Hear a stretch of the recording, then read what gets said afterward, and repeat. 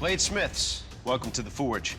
We've got every type of steel you can possibly imagine, from 1095 stock steel to 52-100 ball bearings.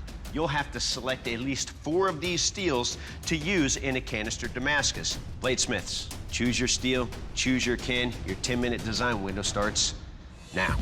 I chose to do a drop point recurve because it's the first successful blade I made in my shop for someone else, so it's kind of become personal for me. He's got a lot of whiteout. What's he gonna do with that, Ben? He's gonna line the inside of his can to stop the steel from sticking to his can. I have a pleasant surprise of my can opening itself, and I can see the billet inside is one piece, and that gives me great comfort.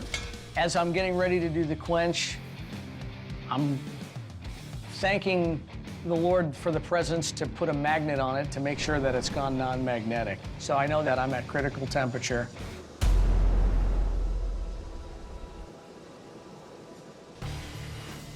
Oh my God, that's a bit of a warp, yeah. That's a lot of a warp. I choose to just put pressure on the blade and hope that as it comes down to temperature some more on its own, that it will help correct itself. My game plan is to make a clip point hunter. It's got a really stout edge to it.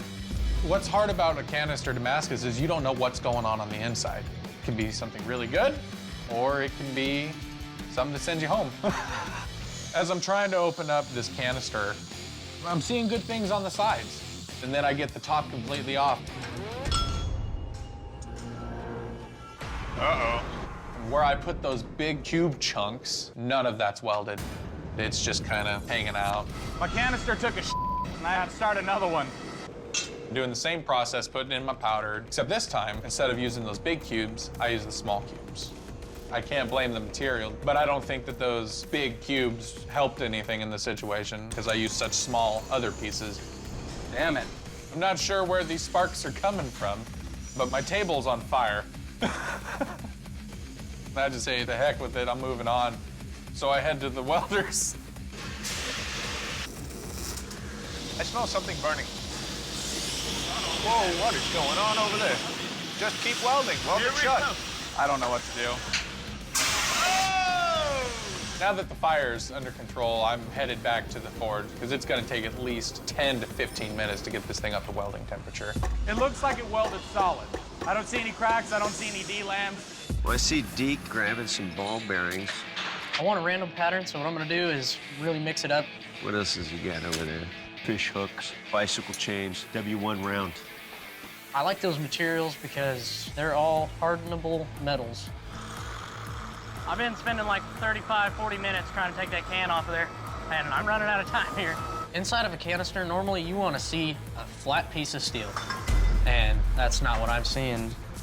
An extra 5 minutes of letting that whiteout dry will save you starting another can. It'll save you 90 minutes. Exactly. I can see all the cracks and all that, but you really can't see how deep the cracks go, so I want to see if it breaks.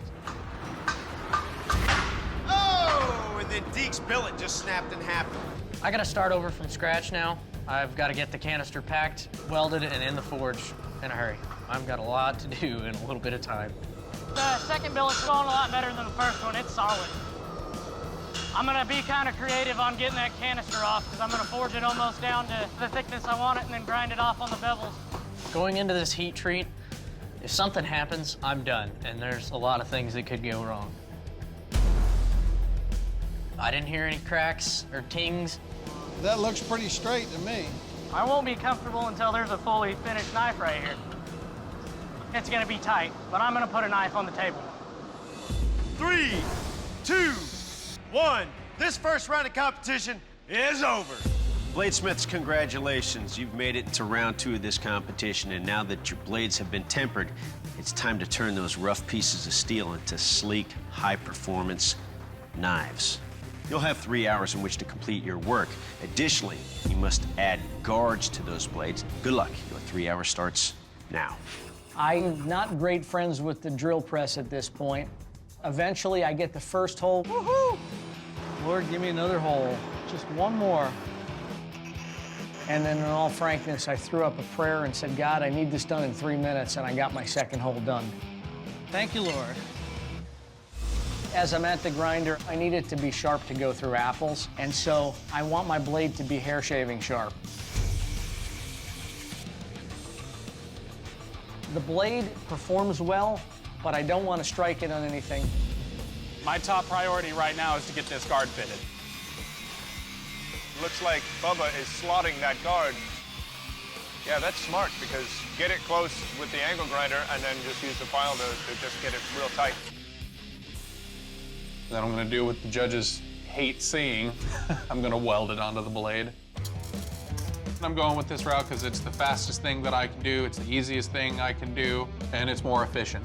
He's got two-stage wrap. Basically, you do a spiral wrap on the base, and then you do a not-over wrap on the top of that. That can make a really, really nice handle. This wrap is coming out great. It's probably one of my better wraps. I've never done a canister before, and I really want to test how those welds are going to hold up. So I'm going to beat the hell out of it.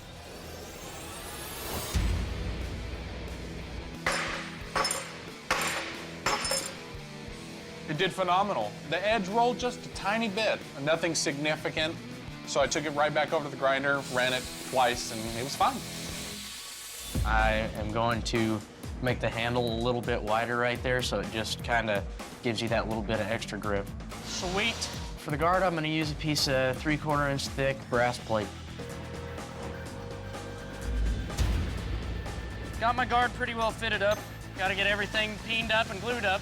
I take some epoxy and I'm just kind of smearing it in the gaps there, just trying to fill them. 5, 4, 3, 2, 1.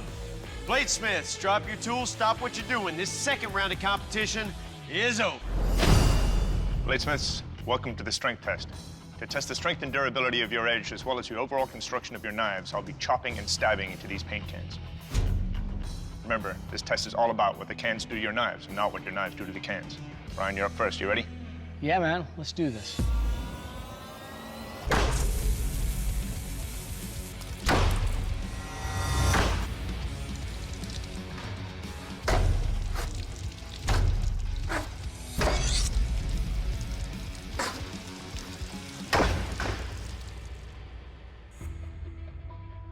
Well, Brian, your blade held up. It's all in one piece still. Your handle construction is kind of square. It's a little bit blocky. And the finger wells and swells are set up so that my hand is about a ½ inch away from the guard. But that all being said, well done. Thank you. Deke, you're up. You ready? Go for it.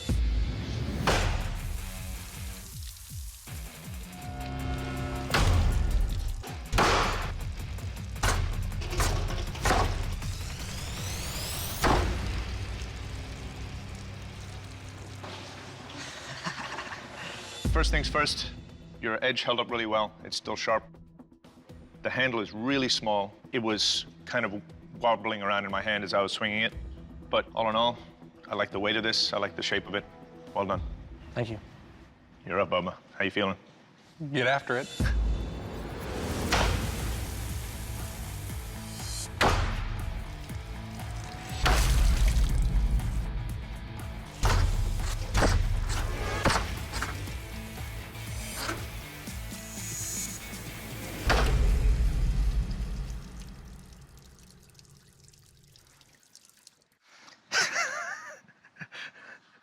I'm like a freaking Pollock painting.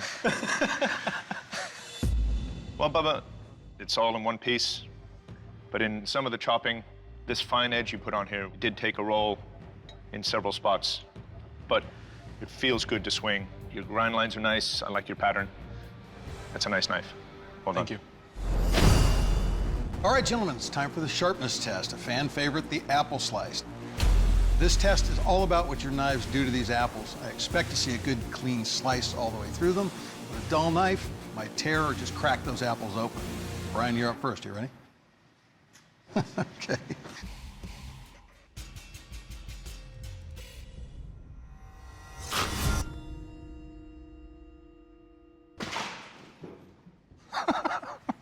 All right, Brian, so down here, you've got a good sharp edge. And you can see it in the first couple of apples. Got some good clean slices. But as we get further into those apples, you can start to see where they've fractured and broken away. And that's because this section of the blade right here just doesn't have much of an edge anymore. I'd like to see it sharper, but it is a sharp knife. Nicely done. Thanks. All right, Deke, you're up next. Are you ready? Go for it. Okay. Come on, baby.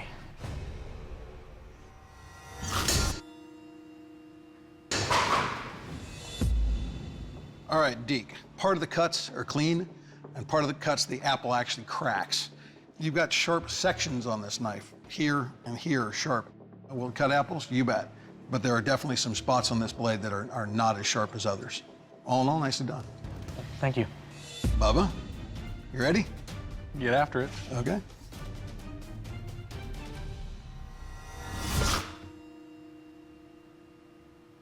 Nice.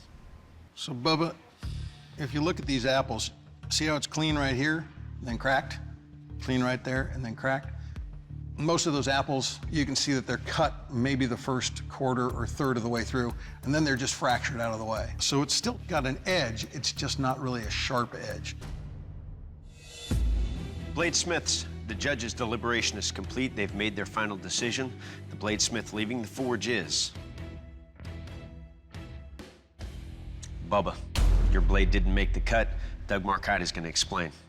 Bubba, you put in a great effort and should be proud of yourself. However, your blade took the most damage in the strength test, and as a result, it suffered in the sharpness test. And that's the reason we're sending you home. Bubba, please surrender your blade. Damn, edge rolled. I wish I'd have put a little bit of a stouter edge on my blade. That's what I would have done different. But I enjoyed every part of it. It was just the best experience I've ever come across in this field.